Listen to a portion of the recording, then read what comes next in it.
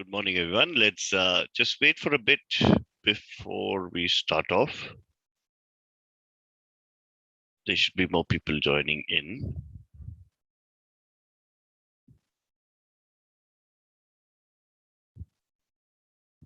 All right. Good morning, everyone, and welcome to this Design Nuances Edu series. Just give me a minute.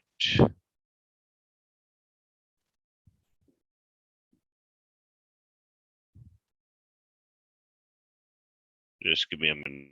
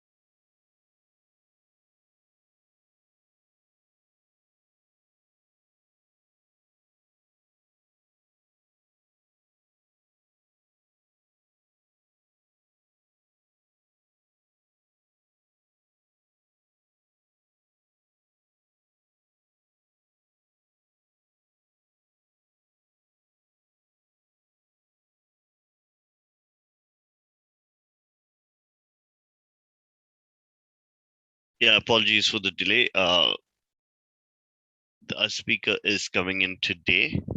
She's just signing in right now. Hold on. Right.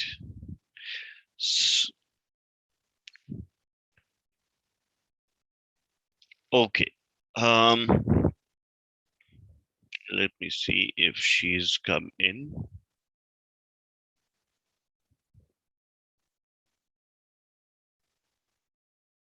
I think she's in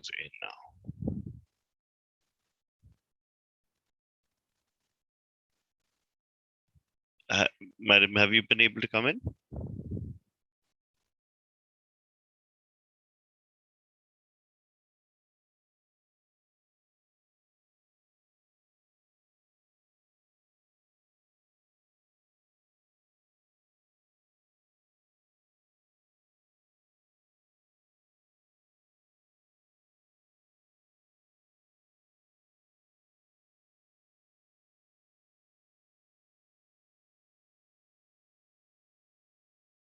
Right, my apologies. I'm just waiting for Madam to come in. I know she was signing in, but I'm not able to see her in here.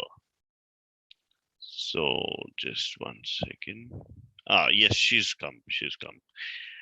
Right. So thank you everyone for joining in today. To, so welcome to the Design Nuances Edu series, which is which is a weekly program that we conduct where you learn the nuances of a new topic specific to design, architecture, or fashion.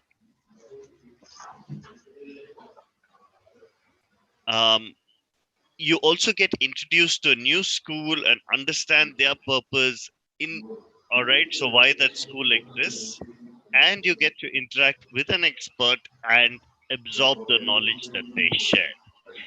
So we're going to spend some time of speaking about the school and about the topic, and there will be time for Q&A as well. There will be time for Q&A as well. So just make sure you keep your microphones on mute. And if you have any comments or questions, you can always type it out and Dr. Vaibhavi will look into the chat as well. But if you'd like to unmute, you can always raise your hand, use the icon, which is the raise your hand icon, and you can unmute as well. Or you could also, if Dr. Vaibhavi is okay with it, you can all unmute, open, put your cameras on, all unmute, and that'll be better for her. All right. So today's session is what is draping in fashion design. It's done by Dr. Vaibhavi Ranavaade, She's the professor at the School of Design, ADYPU, and this is Ajeenkya DY Patil University, which is they have a School of Design, which and they're based at Pune. If you'd like to understand more about this, uh, a little bit about Dr. Vaibhavi. She's an educator, a researcher, and designer with more than 2 decades of experience. She's the founding HOD of multiple design schools in India. Um, she continues as an education consultant for higher studies. All right. But overall, she has a diverse research experience in the area of semiotics of fashion, Indian fashion system, slow fashion side of sustainability, sustainable fashion, and varied applied research. All right.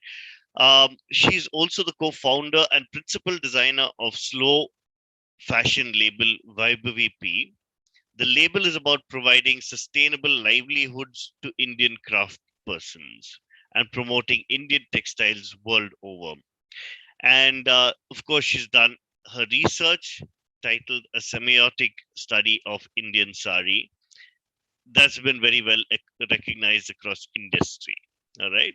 So, Dr. Vaibhavi, thank you so much for coming in today. Uh, Before we get into the session with you, I'd just like to make a few announcements. Um, if y'all are interested in the school, you can click on this link, and I'm going to share it in the chat box as well. You can come to their website. There's the link for the School of Design, and you can do that. And update on the design hackathon. You can click here and get the results. I will share this link as well. It was a wonderful experience. So please have a look at the results here.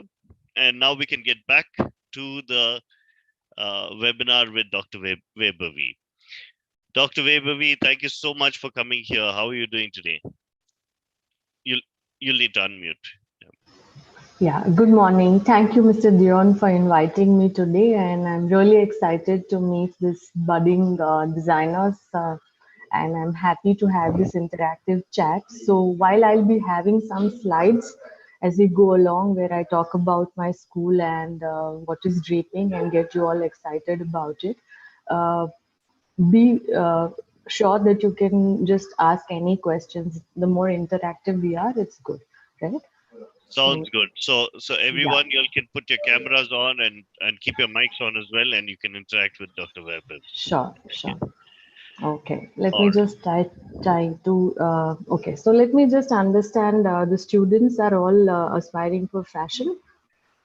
There'll be a mix. They could be Okay, aspiring for fashion or design or architecture. So they're here to get the knowledge and the okay, information that they can. Yeah. great. That sets a good context because, you know, as you already have been attending these interesting series with DQ Labs, design is a very collaborative learning process. So whether you study fashion or architecture or industrial design or graphic design, there's a lot of overlap that happens eventually in your work life and even while you are at the design school. So it's always a great idea to learn something new and explore that and apply it in your unique way in the design projects that you take up ahead, right? So are we ready? Shall we go on? Yeah, let me just try share my screen. I've put together a few slides for you all to.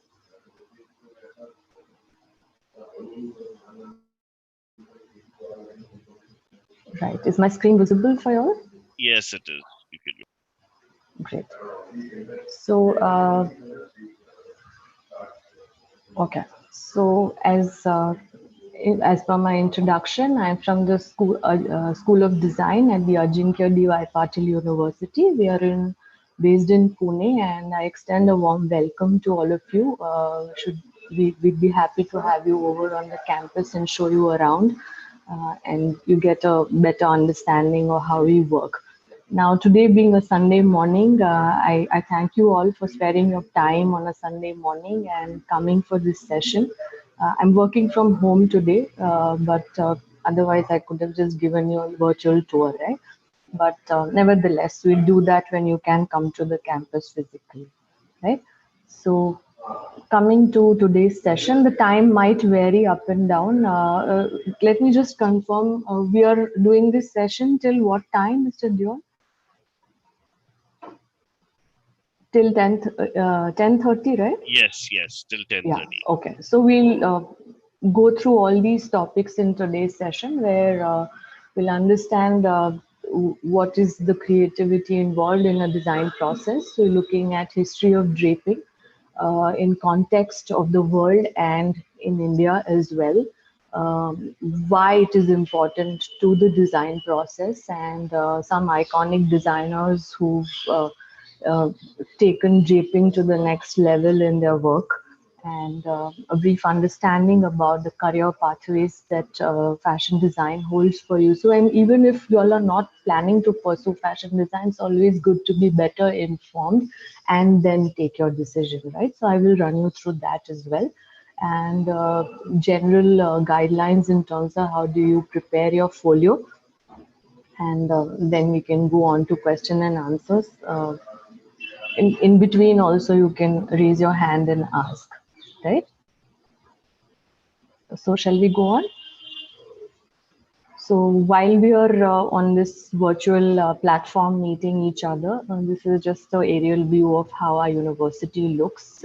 We are, if any of you all are familiar with Pune, we are very close to the airport, and the university is part of the iconic DY Patil group, and we have campuses in Navi Mumbai, Pune, and Kolhapur. And the design campus is in uh, Pune, which is in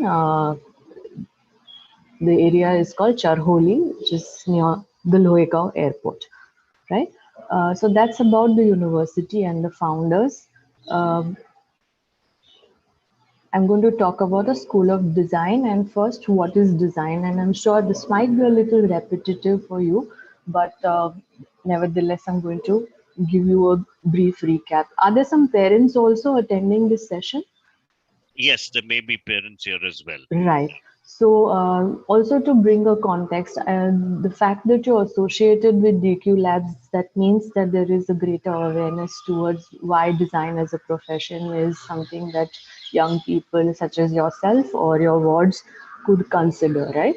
So, design is a profession, and therefore, like any other profession, such as medicine, law, it is practice based. So, the more number of projects a person an individual takes up, you get better and better, right? Therefore, you can join the industry as a design practitioner, you could work as a freelancer, and there are various ways in which you could take up your design profession as you go along, right? So, there are a lot of undergrad programs that we offer, and then you can go on to do your master's in design. You could even do a doctoral program in design. We offer that at the university as well. And you could also pursue your postdoctoral studies as well. So, as far as your academic progression is concerned, whether you want to pursue that in India or anywhere else in the world, this is a very robust, what do you say, a professional stream you could take up.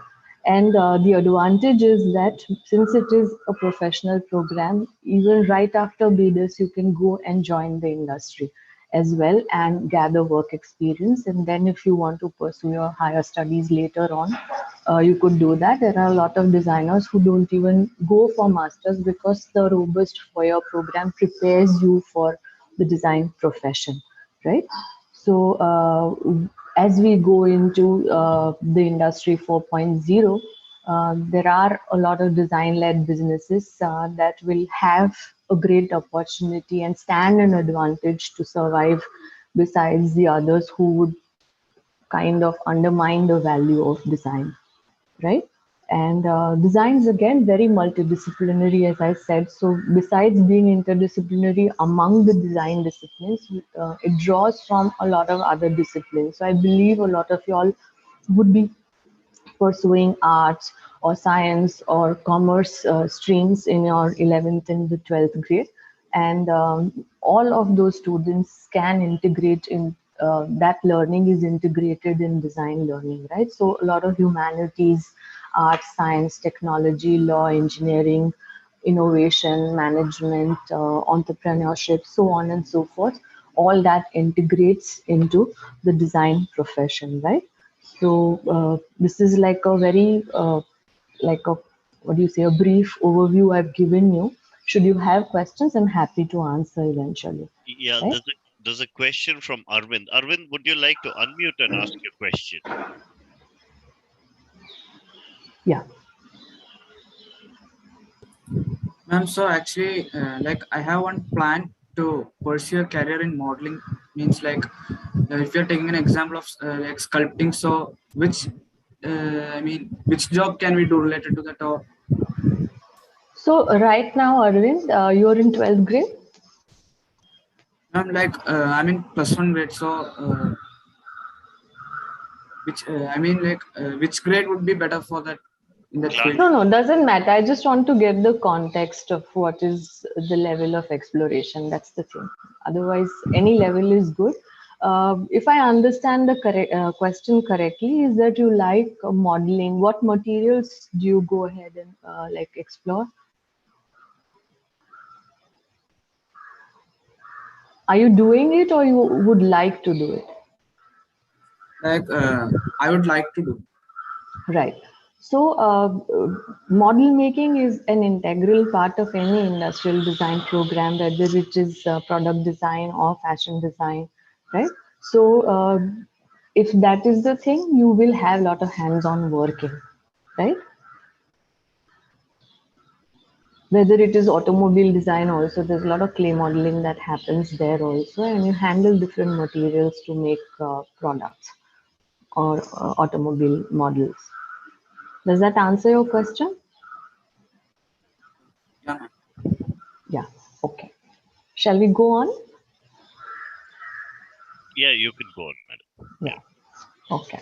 So this is like a overview to the design process. So what a designer often there's a misconception that design is about only doing things, but there's a lot of thought involved in it. There's a lot of research involved in it, and then you come up like all that research and brainstorming leads you to some ideation, and you put through those proposals at whichever level that design idea or project is, and then you kind of come up with different solutions. So there's never one way of doing things. So you come up with multiple iterations, and then you kind of weigh the pros and cons and evaluate what works the best, and then you go ahead with development, right?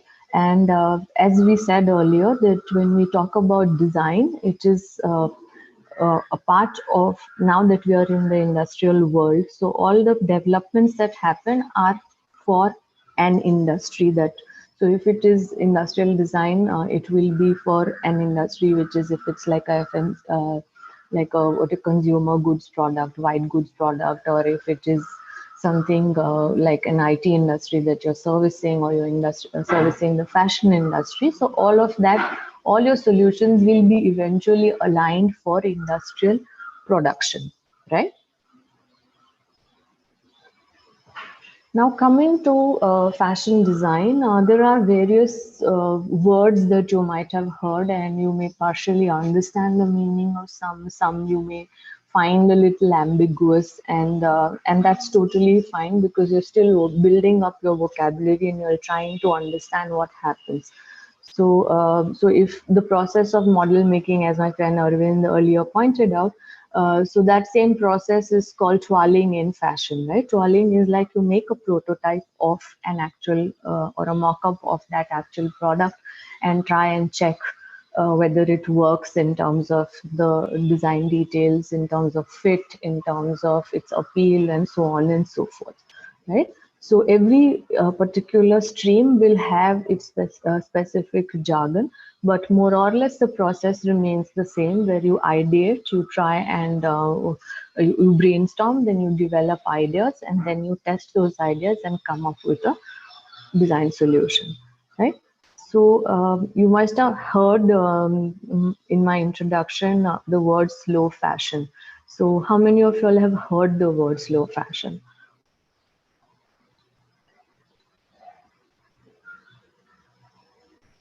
I can't see or hear anything, so you'll have to help me with that. Yeah. So y'all can unmute, and if anyone's heard it, you'll need to unmute and talk. Dr. Vaibhavi wants us to be as interactive as possible, so please feel free to unmute. Okay, or some of them are replying in the messages as well. Chat. Yeah, I'm sorry for this. When I'm doing the full screen, I'm not able to see the messages.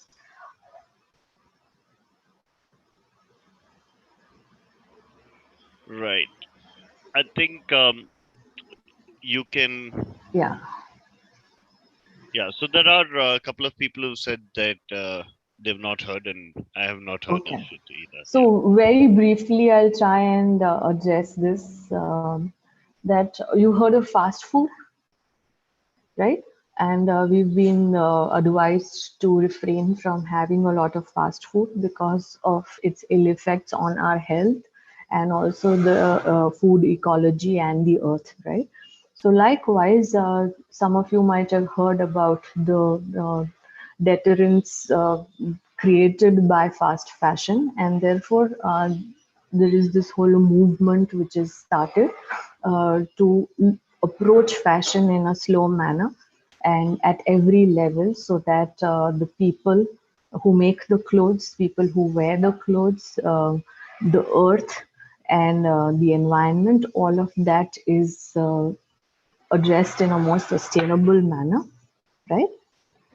So this is like a very brief idea that I'm sharing with you, and if you need any further inputs, we can connect On, later on, right?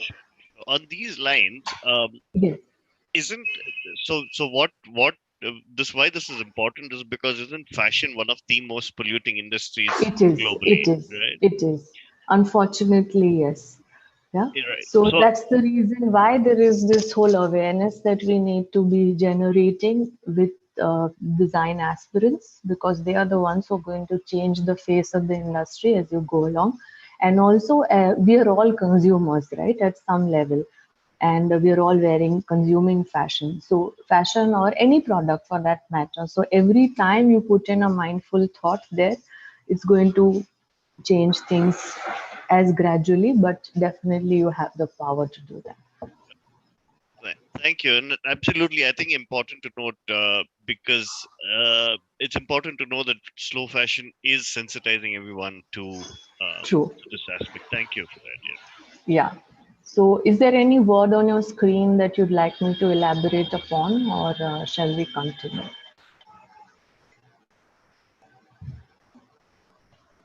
Okay, so today's session, as you know the topic, we're going to talk a little more in depth about draping at later point in time.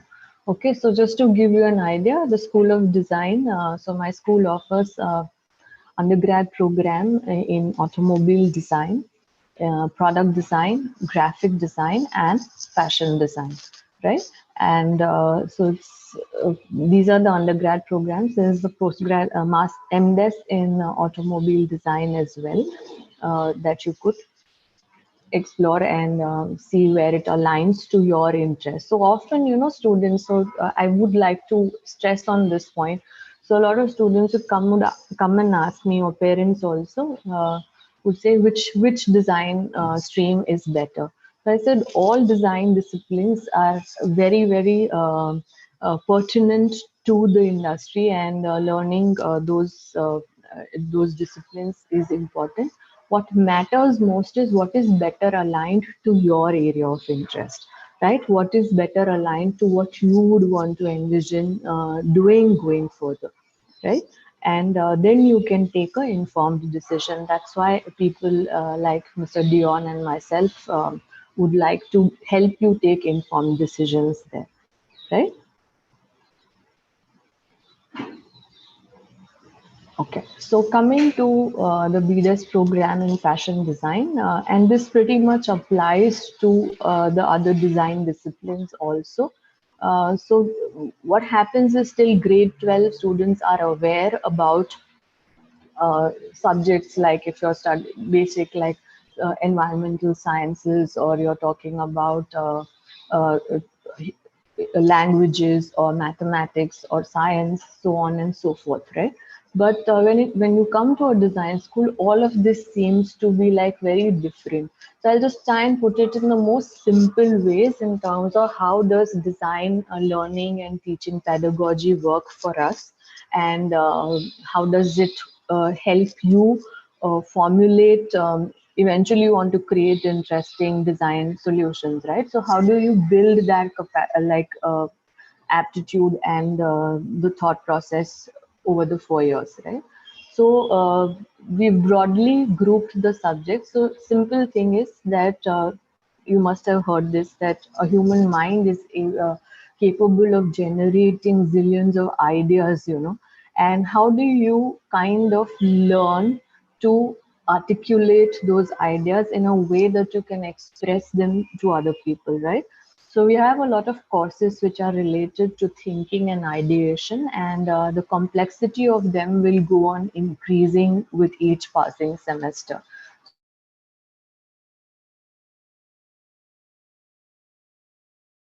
So if we are talking about an undergrad program, that so every semester there will be some course which helps you get your design and ideation process in place, and it gets incrementally complex, right? And then you talk about once you've thought of certain ideas, you need to be able to communicate that with people. And I'm not talking about verbal communication here. Design is a medium of visual communication. So you should be able to communicate what you are thinking, your ideas, thoughts in terms of two-dimensional design, whether it could be through hand skills or ICT-enabled learning through software, so on and so forth, right? So you learn all of how to one, you learn to ideate. The next level is that you learn to present those ideas so that you can communicate it to initially your faculty mentors, then to your industry mentor, or when you're in a work situation to your manager, design manager, and so on and so forth, right? Unless you're able to communicate your ideas to people, they will not be able to kind of see the merit in your design idea to be taken further, right? Because as I said, all the design developments that we do are for an industrial application. So there's a lot of time, energy, money involved in it. So you have to test out your ideas, see whether it is aligned to the need of your brief, and only then you can go ahead, right? So once you go through that understanding of developing a two-dimensional idea, then you go on to prototype development, and then the prototypes are called different names in different design disciplines, but broadly it is to develop a three-dimensional product, right? Whether it is you're making a car model, whether you're doing a garment, whether you're doing what do you say, an industrial tool, so on and so forth, right? And again, to get a contextual appropriation or consumer insights as to how people will interact or would like to uh, invest in that designed product or an industrial product or an idea or a service, how they will consume that communication if you are into graphic design or visual communication design. And therefore, understanding of that business, understanding of the competitors, understanding of the technology that is aligned to your area of interest, all that is very, very important. So again, these insights and courses related to these understandings will get complex as you go along with the projects in every semester, right? I hope this has been helpful for you. If you have any questions, I can answer right away.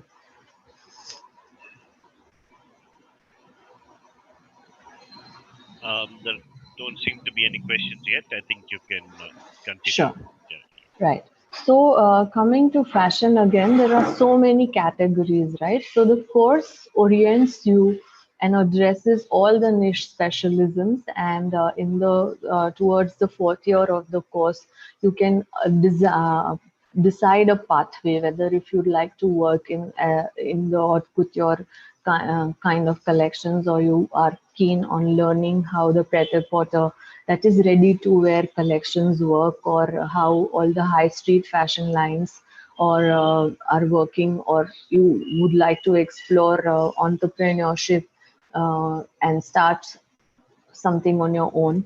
If there's a specific apparel category that you've kind of developed an interest, and therefore your folio will design portfolio will reflect that, right? So whether it's knitwear or sportwear, or you're talking about some speciality or techno textiles, you kind of by the fourth year you will be able to understand what way you would like to go ahead. There will be design mentors who will guide you towards that, and you work on those specific projects by the fourth year, right? So broadly, when you talk about the fashion design process, is to develop, look at a concept or an inspiration, then you go about doing your inspiration research, and market research, and as I said, is very important. Otherwise, your product may not actually be required, and you're still going ahead with that. It will not lead you to something meaningful, right? So then you actually sit with your on your drawing board and start developing ideas, or on your computer, and you start working on these ideas. You develop a range of the fashion collection, and then you start toiling. As I said, toiling is the word used for prototype development in fashion. So you take the nearest fabric to your actual fabric, and you try and develop test fits for it, see how it matches your ideation in which you've done in a 2 dimension. And then once everything is kind of in place, tweaking is done, then you go ahead with final collection development, right? In the actual fabric, in the actual scale and numbers, so on and so forth, right? So since we are here to talk about the school, but I'd rather have you come over and experience what you do. But I'm just going to highlight things for you here. Is that as we are moving towards a conceptual age, which is a major shift from the information age. So everything that you need today is available on the internet. But do you equip yourself for the design profession just by looking up internet images and references, videos? Maybe not. You will need a lot of conceptual preparation to be ready for what is going to be what the industry holds ahead of us, right? So that a design school prepares you for, and that's our approach to the fashion program and other design programs that we offer as well. Uh, we are a part of a larger university where we have architecture, engineering, law, management, all of that in the same campus. So there is a lot of cross learning where there's an immersive learning environment where this cross disciplinary engagement also happens. We have a lot of general education programs that you could choose from alongside design core design programs. So to have like a T-shaped learning experience and a holistic personality to face the challenges ahead for all of us, right? And we definitely are into smaller cohort sizes and class sizes, uh, so that we nurture individual expression and voice. So far, like in the once you come to the design school, there's no one way of looking at things. So even if I set a brief that all of us are going to look at an inspiration from aquatic what do you say, aquatic animals, each one of you is going to look at it in a different way and interpret it in your own unique way, right? And that's the whole idea, to nurture individual expression and voice. All of us at the design school have practiced and continue practicing in the industry so that we can share that learning back into the classroom, and a lot of industry interaction happens where experts from the industry will come on campus, teach, or all the faculty, as I said, have worked in the industry and come back, right? So that learning, or there are ongoing collaborative projects that we are doing with the industry. So it's a very hands-on and current practice that we share. We're also enabling, what do you say, industry sectors that are evolving. And as you know, the pandemic has disrupted the lot of earlier practices in more ways than we could have anticipated. And also for an application for a domestic and an international level. So many of our students would go for international exchange programs that we have on board, and bring back learning from there. A lot of faculty from other countries would come and share their best practices with the students in the studio. So that's our approach. And when I said that, interdisciplinary learning, so if we talk about the CMF designers for automotive industry, uh, that is the interior, color, material, and finish. So a lot of fashion designers are hired by automobile companies to work on these aspects of the automobile. And since our students have that access of faculty and students undergoing projects while on the campus, there is a lot of cross learning that happens there as well. And we're also looking at an encompassing spectrum, which, as I mentioned earlier, whether it is for bespoke or ready to wear design houses, Indian as well as international. We're looking at harnessing the, what do you say, proficiencies and acumen of contextual design, trend mapping. So I'm doing a very interesting course currently with all the final year students, automobile design, trend, graphic design, product design, uh, for their trend analysis and forecasting course. So there is a whole lot of, what do you say, integration of technology, business, all that coming together, right? And I, again, coming back, I give you a glimpse of that. So there's a very local approach to design, and not a very Eurocentric approach where we try and look at what is the good locally in India, what is our skill set, what can we learn from world over, and that's how we bring that together and encourage our students to work likewise as well, right? So coming to today's topic, I know it's a very brief session, and I would have really loved for you all to come on campus and work on the dress forms. That would have been some good learning experience for all of you. But nevertheless, I'll try and make it as interactive for you all here. So when we talk about clothes, right?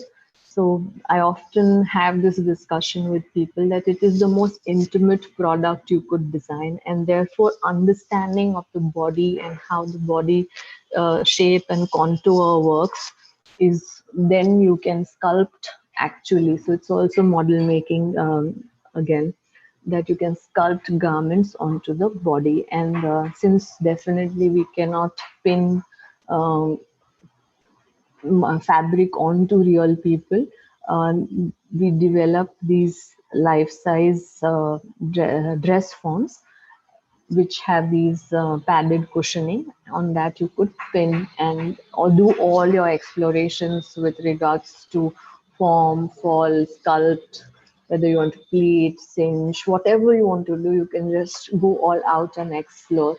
So as you must have heard the word doodling, right? So you take a pen and you keep on drawing freehand, whatever comes to your mind, your ideas and things like that. So you could do that with fabric onto a dress form as well, and that's called dress form doodling. So that's also a very explorative design ideation process, right? Or often you draw on paper your idea first, and then you try and drape it onto a dress form, right?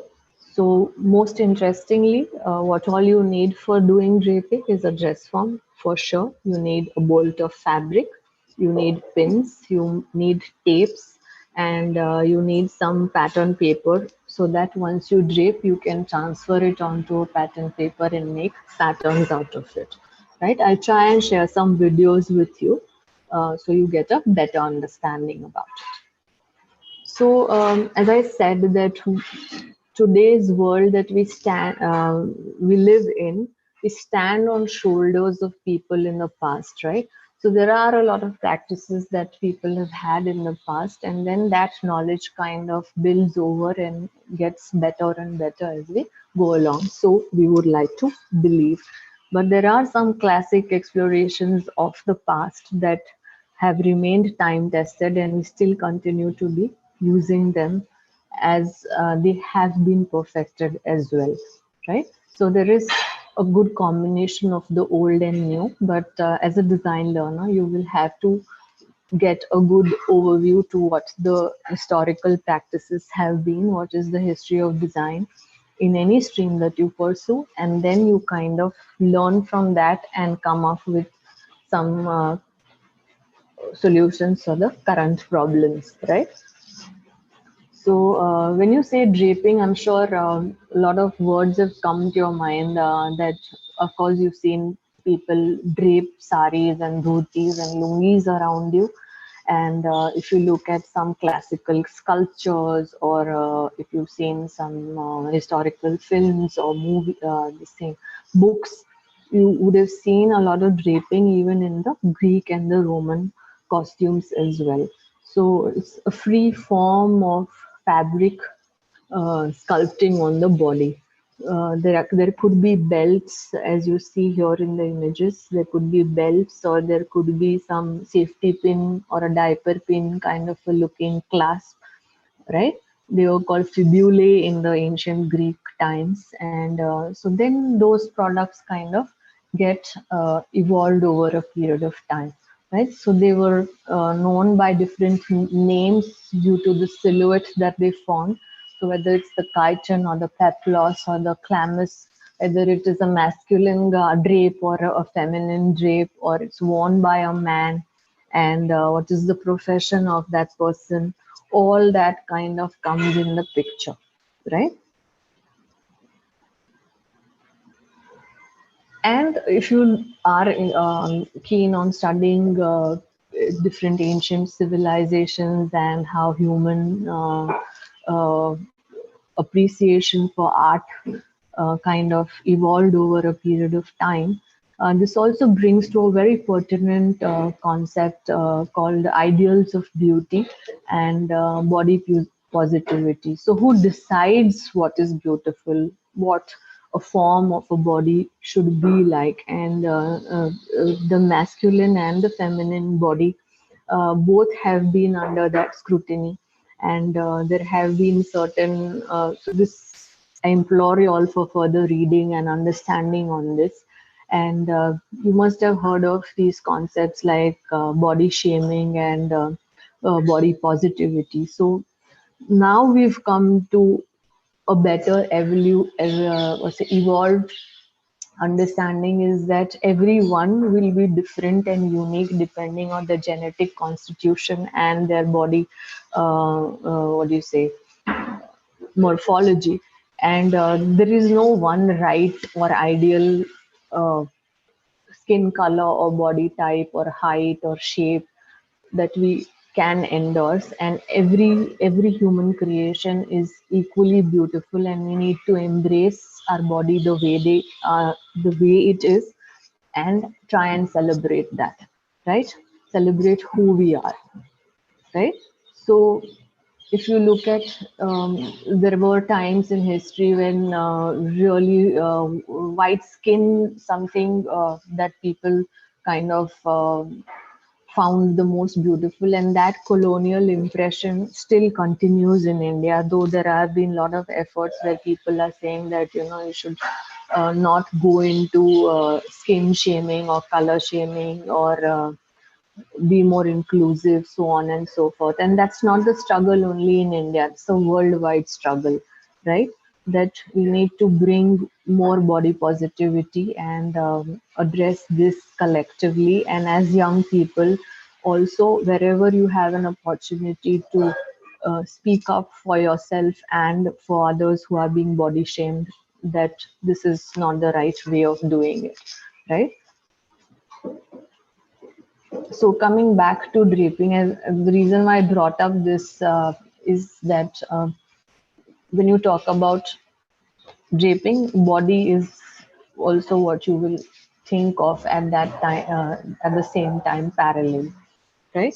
And as I said, the approach that you bring for draping should always be what's happening in the West or in Europe or America, and also what's happening back home in India or other Asian countries, so that you get a larger world view of how things work.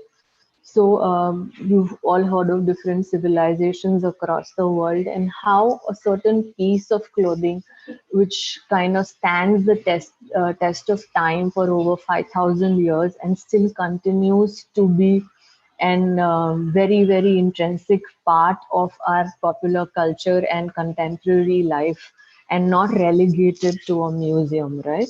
So that's something that you need to think and reflect on, whether it is through artistic expressions of and painting, or a sculpture or a carving in a temple, or in anywhere you find these references, and you try and think back and reflect how certain things continue to be part of our daily lifestyle. And sari is a very timeless classic, and that's why I thought I'll share that example with you, right? So draping could be also, as I will continue in this talk ahead, that it could be a part of a loose drape around the body by just tying knots or tucking. It could be, in the Western context, it is about draping it on the dress form, pinning it, and then further converting it into patterns and then sewing garments. That's how we do it in the fashion context. So, some iconic work has been done by the learned Rita Kapoor Chishti, and she's done a collaborative video series called the Sari series as well, um, to bring about all the different traditional drapes across India, and you can learn them. That's Miss Rita Kapoor Chishti, and she runs a sari school as well, and does some interesting sari workshops as well. I do conduct sari workshops as well. And that's something, because there is no one right way of doing it. So you draw from a traditional thing and then you can transform it into in the most contemporary way. So I think when I started my doctoral research around the sari, it was more about semiology, the non-verbal communications that happen through the sari. But the way the sari has been embraced by the generations, uh, the millennial generation, I think is some really, really interesting fashion explorations there, right? So do look at it and try your own drapes, right? And for the men, you can try dhotis as well. Okay. And so coming to what is draping, as I said, it is a form of modeling and a creative method of pattern making, uh, right? And very, very intrinsic to the design process. So all the things that you will see in a design studio, I've just shared with you, and some dictionary meanings for that. What I'm going to do is I'll try and share a video with you. So if just give me a minute.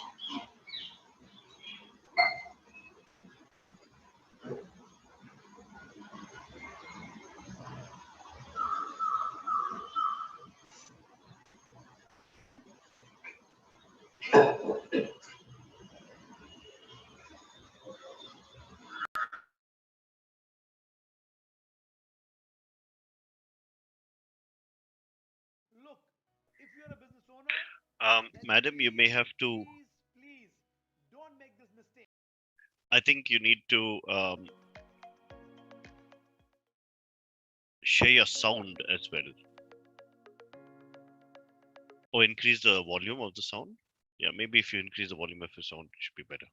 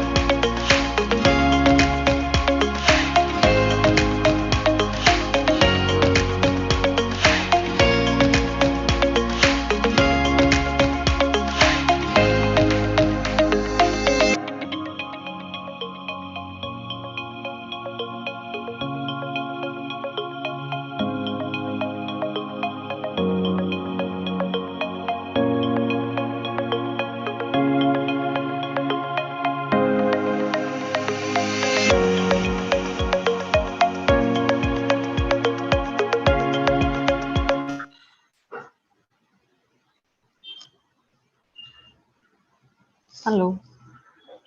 Yeah. I hope you got a good idea of how the start to end process is with this time lapse video. Hello. Yes, ma'am. We can hear you. Yeah. Yeah, Yeah. Okay. it was very interesting. Thank you. Thank you. Yeah. So again, reiterating the fact that with a muslin, so there are different words used. So this particular fabric is called muslin in US, toile in French, and calico in UK, right? And if you say in Marathi, here we call it manzarpat, or every different local language. It's often used as a lining for this cotton, what do you say, mattresses that are made also, right? So you must have seen that fabric. It's not a very finished fabric, but it is nice and firm, and it's low in cost, so you can use that like how you'd use paper for your exploration. So for a fashion student, it is the muslin that you will work with, right?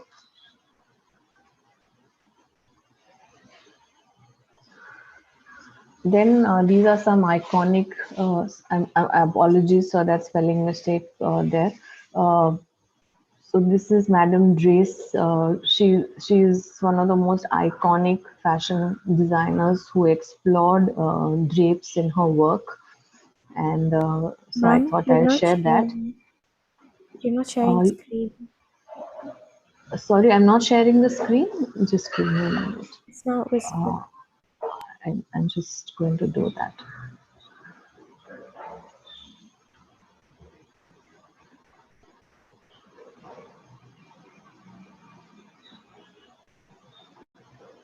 Okay.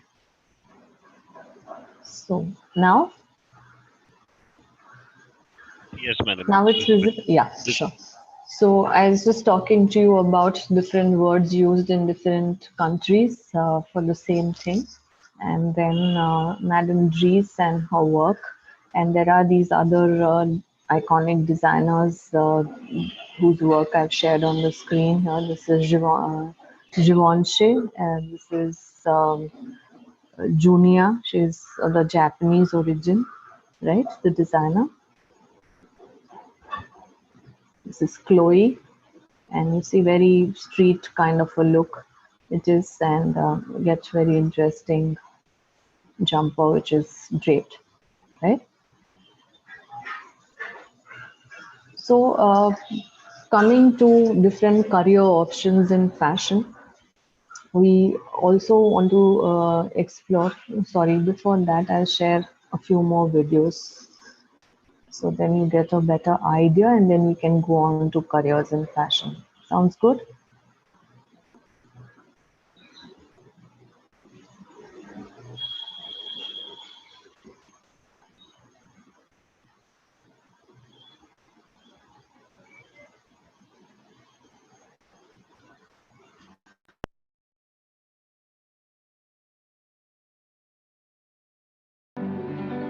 Maria Grazia voulait cette saison trouver une technique qui est plus naturelle dans le sens organique, comme un végétal ou une plante qui pousse naturellement. Cette technique applique sur 3 modèles, mais ce n'était pas du tout la même construction. Cette technique-là, on dirait que c'était un peu en losange qui montait. Tout c'était plissé main. En haut, on laisse séparer. On commence à tresser la robe jusqu'en haut et après on les coupe. Et puis il y a une plutôt drapée dans le sens horizontal. Il y a une autre, c'était des rubans plissés main, tressés, très fins, très précis, beaucoup plus minuscules. Il y a beaucoup plus de détails. Et puis dans le dos, ça présente comme des branches d'arbres qui sont en train d'envelopper le corps. Et puis chaque bande, on doit faire des finitions derrière avec des surfaits de main, tout ça. Donc ça fait vraiment quelque chose de particulièrement couture, quoi.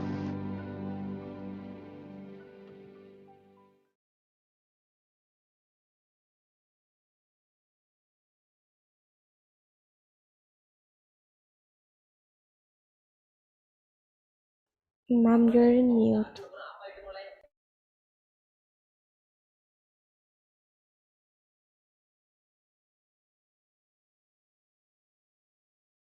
Ma'am, your mic's on mute.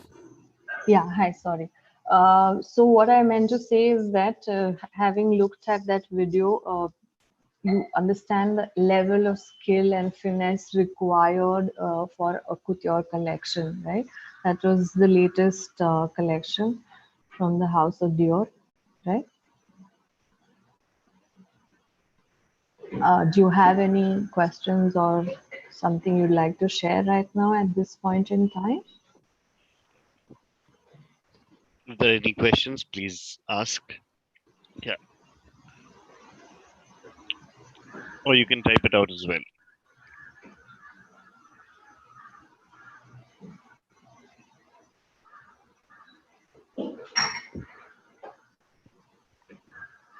Okay, in the chat box, I see sustainable fashion. That was like early in the session. I Yeah. think we've No, spoken that was about that. that was Yeah, earlier. yeah. Yeah. Okay. All right. Fine. All right. So no problem. I'll share one more video and then we'll go on to. So this video is about like a take back from this session is that you could try this on yourself and see how it works for you. Okay, let me try do that.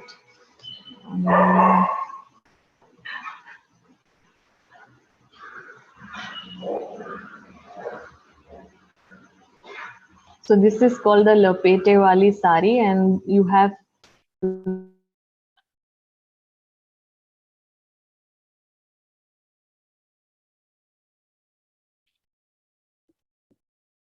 To get the smile you've always wanted, Invis is the answer.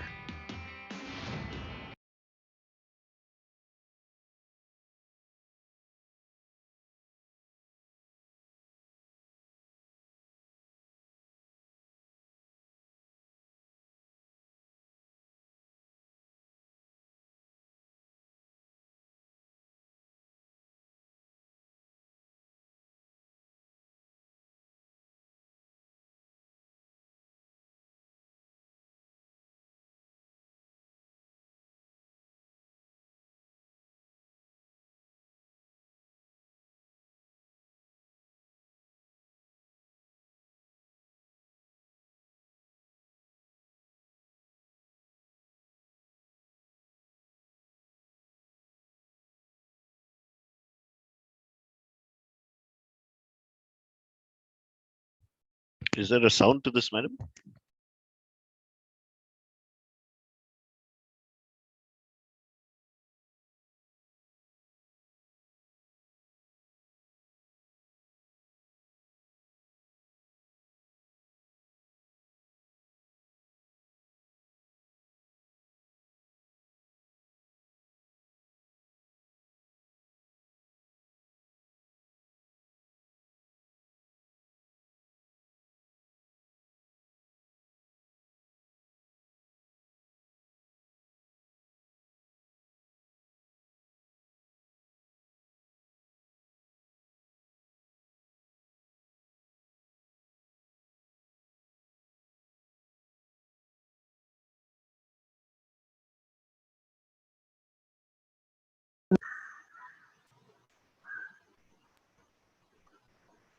Right. So if you saw this video, next time you have some occasion and you think that you're running out of a dress, you can pull out a sari from your mom's wardrobe and drape it like a dress, right?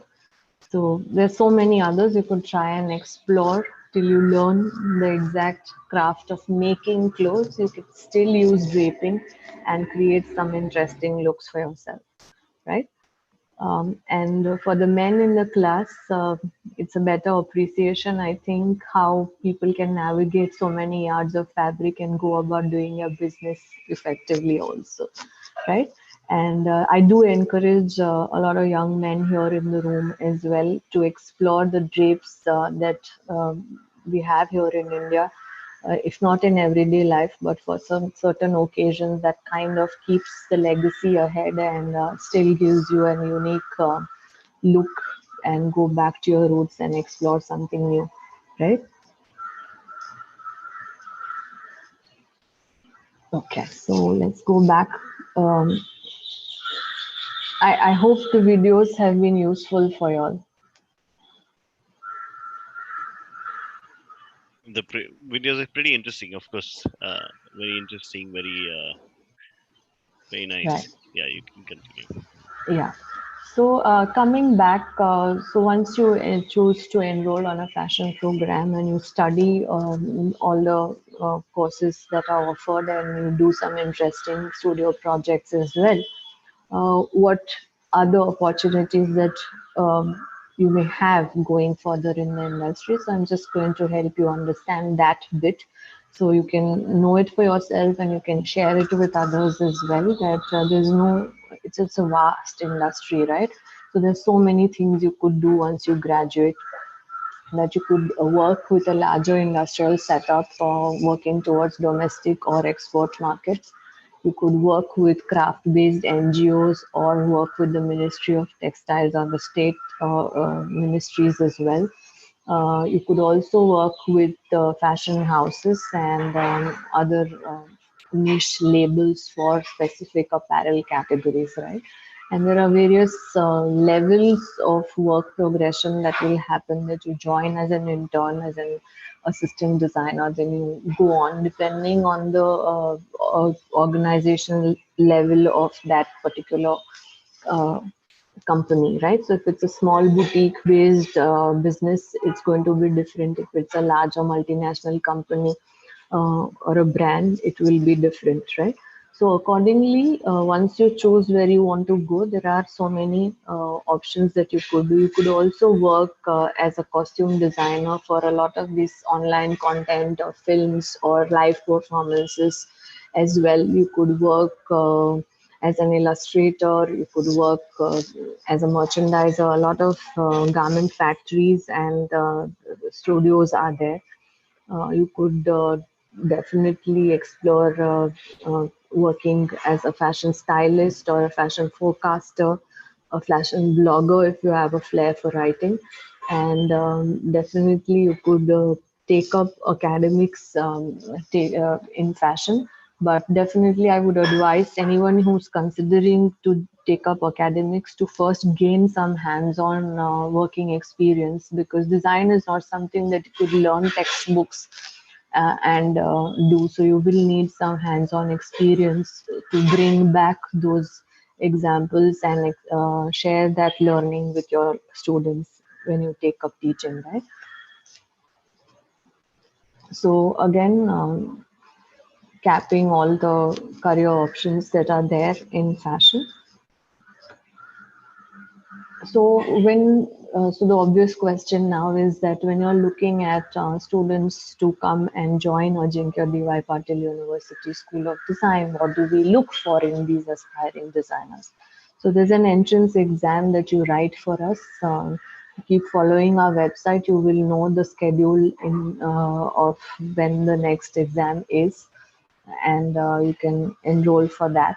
Uh, Write the online exam, and then when we review your folio and call you for a situation test on the campus or a studio test, what all should you have in your folio, right? So that's it's not something that an additional preparation you need to do, but you'll actually something that you've been doing throughout your formative years, right?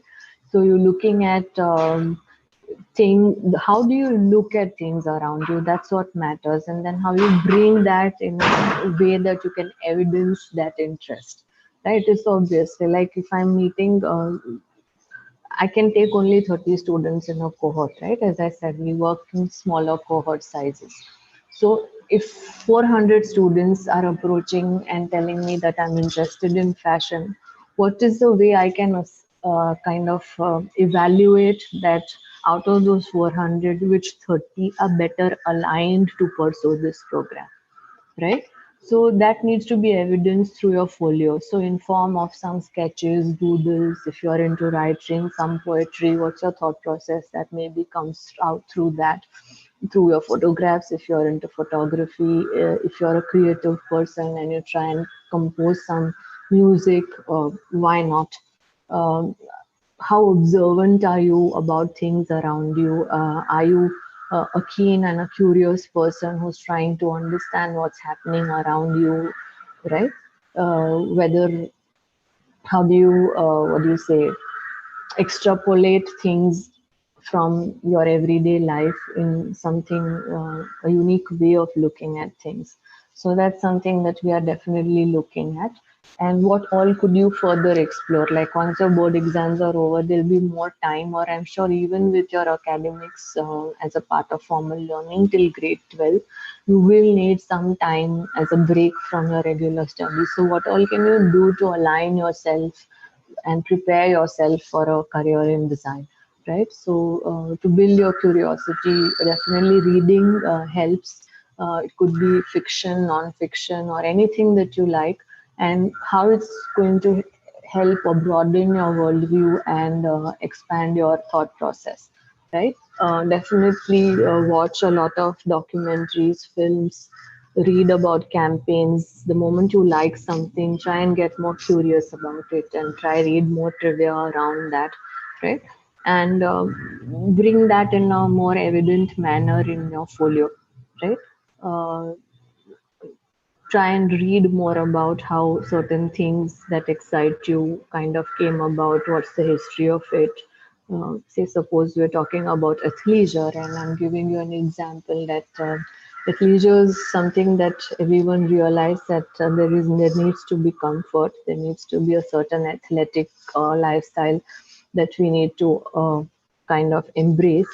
And in the pandemic, more than ever, most of us were working from home, and I think a lot of us forgot what formal clothes looked like, and mostly we were in our track pants and pajamas most of the time, right? And then getting back, now that we're getting back to our work as earlier, getting back into a formal trouser or a pair of jeans seems to be a little challenging. Would you agree?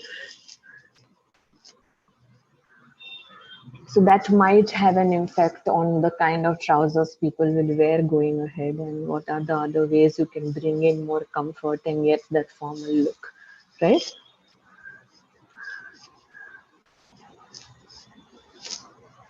Also, definitely there are things that are happening worldwide, and as I said, that while we might be very oblivious to what's happening in our neighborhood, and sometimes we are more interested in knowing what is happening in some other corner of the world. While that is also important, There needs to be a good balance of what's happening in different parts of the world and also in our own neighborhood or in our near what you say in our national situation around topics that you find interesting and you would like to vocalize around that and bring some reflections on that definitely matter. Uh, because fashion is not something that clothes inspire clothes. No, it never happens like that. So it's definitely whatever happening in the world that is going to reflect in fashion. So you need to be kind of get the pulse of the times that we are living in and how everything else is going to impact fashion, right? Try and visit pop-up exhibitions or some live shows that you can possibly be a part of in your own city or town, and don't miss out on those opportunities, right? Because there's always some take back from those experiences.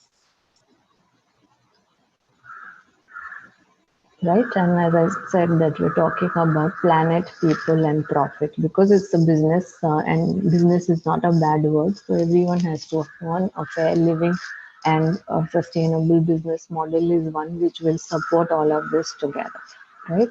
So greater awareness around that is also equally important. And whenever you get an opportunity to travel, soak in experiences about the culture, about the people, the crafts, the music, the food, everything. All these are things that will broaden your worldview, improve your appreciation for things, and have like a lasting impact on who you are as an individual, right? So definitely you're going to how would you look at things around you. So best reflections coming in from your day-to-day practices or rituals, travel experiences. You could try writing, sketching, doodling about them, some live performances that you've seen or costumes that kind of remained with you. Or sometimes we have a very like a view in terms of something's working, something's not working. So you also it's okay you cannot no longer call define things as good, bad, and ugly. You'll have to dig deeper and try and understand why certain things are working for you and not working, and if they are not working, is there some way you can do something to improve it? So that thought process, you may not have the technical understanding of how things are done for now, but some thought that if you were to do it, how would you approach that, right?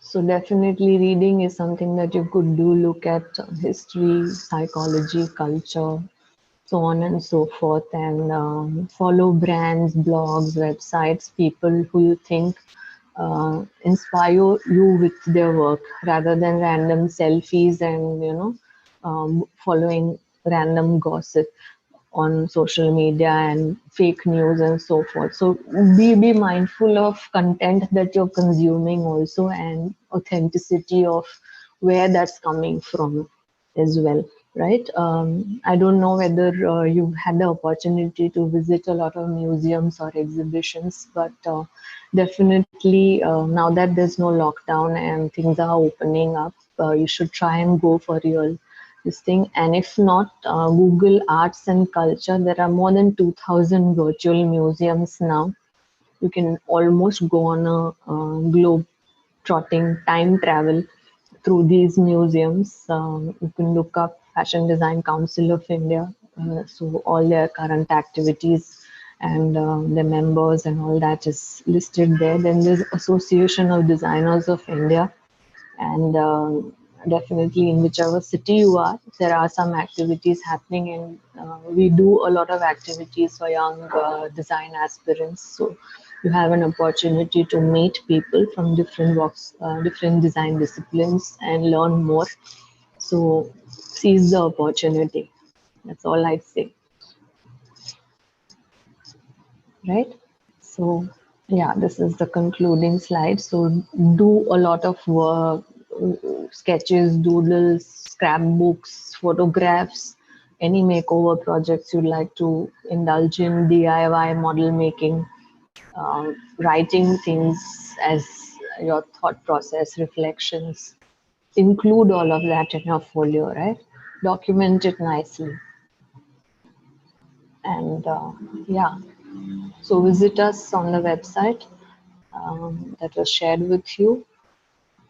Thank you very much. I think I've All right. exceeded my time, but No, that's if fine. there are That's fine. questions, we can take them for sure. Yeah. So anyone has some last questions before we wrap up today?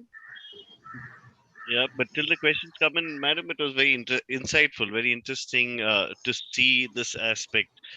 Um, right. So ADYPU, which you mentioned that it's based in Pune, right? Right. Right. Um, could you tell us a little more about the faculty that are there at the faculty that work under you all? Are they more let's say working or consulting faculty, or are they like full-time faculty there? What's the kind of mix that you'll have? Yeah, so with the fashion department, or like we have a set of core faculty who are full time on the campus. There are a lot of visiting faculty who would come for a specific module.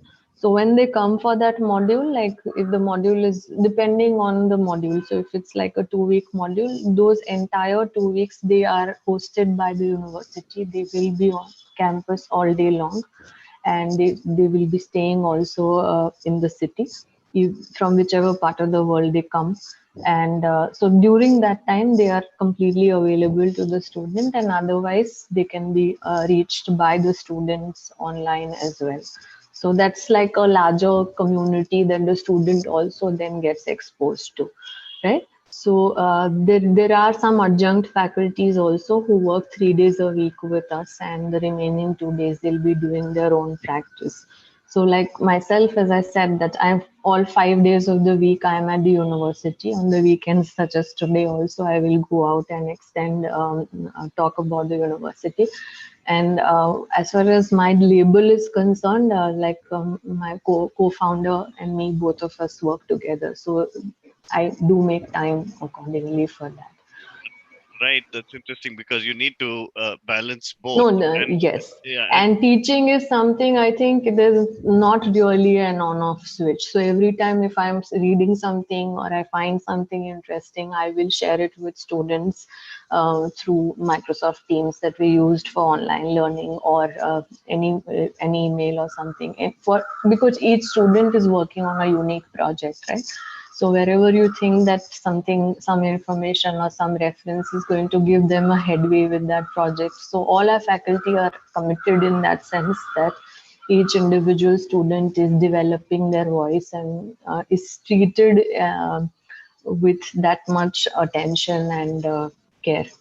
right, that's very important. Thank you so much for that. And I think it's very important that the faculty have that balance between industry and academy, because ultimately that mix is important, and it's a reality check, right? So students are more Yeah. exposed, more exposed to the Also, real world.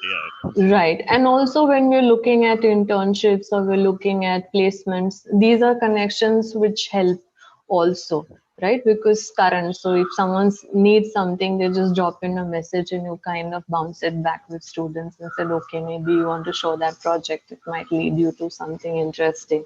Or just that somebody is doing some interesting work, and uh, if they are kind enough to let your students come to the studio and go through that process. You know? Sure, which reminds me, the industry exposure that students get, what kind of access they get to industry during the program? Right. So, as I said, one is through the faculty who's coming on board and teaching them. The other is that there are industry visits that are planned. So, like during the lockdown, we do this very interesting program called Craft Exposure and Creative uh, what do you say, artwork course. Unfortunately, during the lockdown, we had to do the course online, right? So the moment we were able to call the students back on campus in November, Fortunately, there was this Dastakar Hath Samiti exhibition happening in Pune, and so we organized a visit for the students there.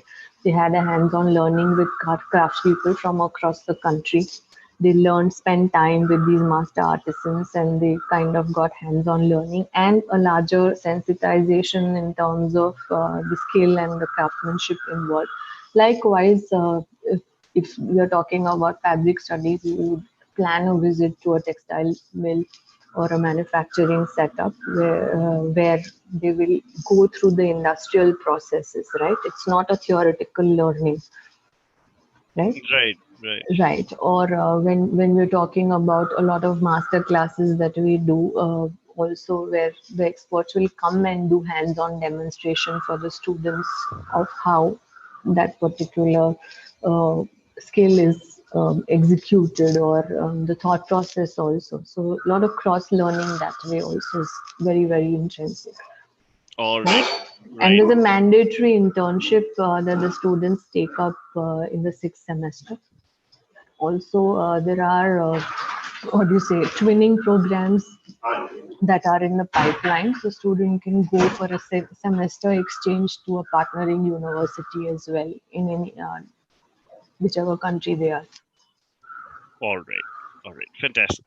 Right. So we've not yet we've not got the details to put on the DQ Edge platform.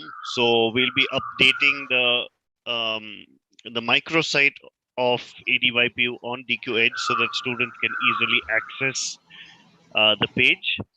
And for the students, we are also working on a micro scholarship. Um, you know, area where we encourage students to work on their studies as well as get some kind of a scholarship to the school. So school application. Right. So that's something we're working on. And so maybe in the next 1 or 2 weeks we should have this thing set up. And Right. thank you, Dr. Vaibhavi, for coming in Thank you. Yeah. today. And we are looking forward.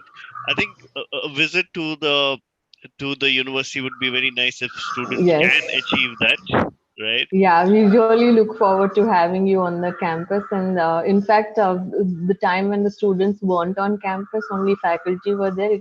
It was not really very nice. But now that the students are back, it's always buzzing with activity and good fun. Right, right. All right, Dr. Vaibhavi. Thank you so Thank much. you. It was Thank a you so brilliant much. session. Thanks a lot. Bye. Bye. Bye.